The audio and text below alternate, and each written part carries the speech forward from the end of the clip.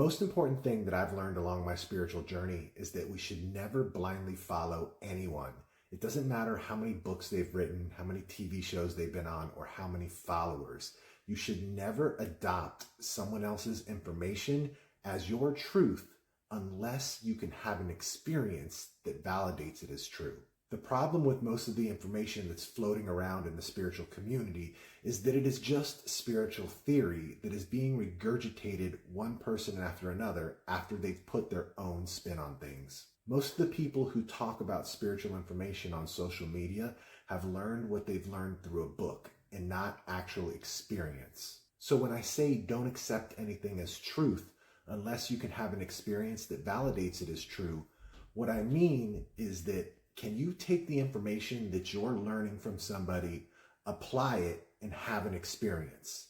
If you cannot, you should probably leave it right where it's at. Making a practice out of this will keep you away from all of the misinformation and spiritual theory that's out there that just doesn't work. I found this out the hard way when I dedicated 2 years of my life trying to figure out how to communicate with spirits. I mean, I traveled the world. I went all over the place. I mentored directly with many of the big names that are out there.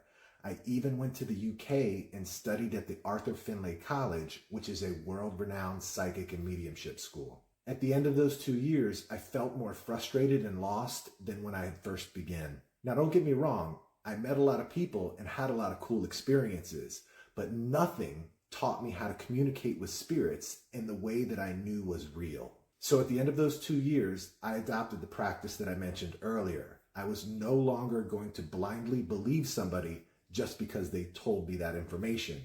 I needed to be able to have an experience to make sure that it's real. Once I did that, everything changed. I was able to keep clear of all the bullshit information and was actually able to find a couple things that worked. And over the course of another 6 years, I experimented. I played with the stuff that I was learning. I modified it. I used my experiences to teach me. By the end of those 6 years, I started having experiences with the spirit world that were so vivid and real, it was impossible to doubt. This is why if you follow my content, all of it gives you actionable steps that you can take and apply immediately to have an experience. If you want to skip the 8-year learning curve that I had and get right down to it, then schedule an interview for my mentorship program. The details are in my profile.